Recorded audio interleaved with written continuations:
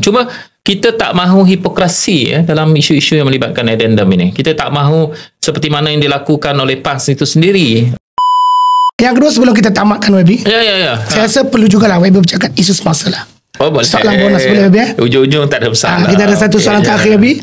Saya tengok hari ni semua komen tentang addendum. Jadi kalau boleh kami sedikit rakyat pun nak dengar.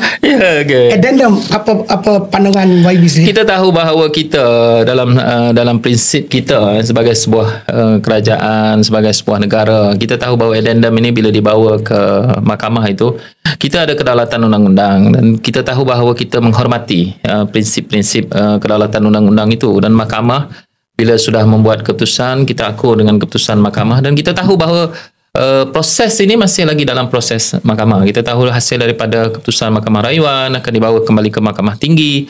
Jadi penghormatan ini sentiasa diungkapkan juga oleh Yang Amat Berhormat Perdana Menteri. Jadi bila dah dibawa ke mahkamah, kita hormati prinsip-prinsip kedaulatan undang-undang negara kita. Itu perkara paling asas yang kita mahukan. Cuma kita tak mahu hipokrasi dalam isu-isu yang melibatkan addendum ini. Kita tak mahu seperti mana yang dilakukan oleh PAS itu sendiri.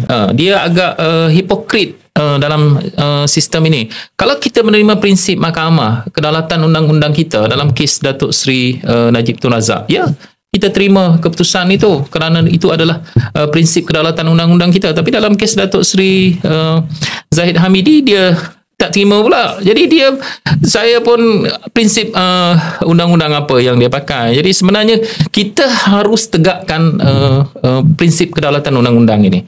Jadi kalau kita boleh terima itu, dan saya fikir apa yang dimahukan oleh Datuk Seri Najib adalah sistem keadilan yang dapat memberikan keadilan kepada dia. Itu saya fikir itu yang dia mahukan. So itu bagi prinsip saya sebagai anggota pentadbiran kerajaan, saya cukup berbangga. Kerana kalau mahkamah kita tanpa campur tangan Perdana Menteri terutamanya, ataupun mahkamah kita bebas untuk membuat keputusan di atas prinsip keadilan dia.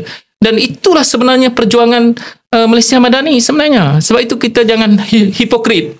Dalam kes ni kita pilih, kita secara selektif. Dalam kes Datuk Seri Zahid, kita hentam di parlimen itu, tak habis-habis hentam dengan benda itu. Jadi kita seolah-olah kita selektif dalam memilih itu. Jadi sebab bagi saya, kerajaan Malaysia harus pergi ke hadapan, berpegang kepada prinsip perlembagaan dan juga kedaulatan undang-undang negara kita. Jadi semua orang akan dapat pengadilan atau keadilan apa yang dia perjuangkan kalau ada keadilan dalam sistem kehakiman kita. Jadi saya fikir perkara ini masih di peringkat mahkamah. Jadi hormati kedaulatan undang-undang negara kita, dan dalam masa yang sama kita tahu bahawa masing-masing kuasa, termasuk prerogatif kuasa yang di Pertuan Agong itu juga harus kita hormati. Jadi hari ini kalau saya tengok PAS, dia kata seolah-olah dikaitkan dengan DAP dan seumpamanya. Saya fikir dia terlalu jauh kalau mahu membina orang kata hipokrasi politik itu, sedangkan kita tahu bahawa DAP itu langsung tak terlibat dengan proses apa yang berlaku, sama ada dalam konteks mahkamah maupun dalam konteks addendum ini.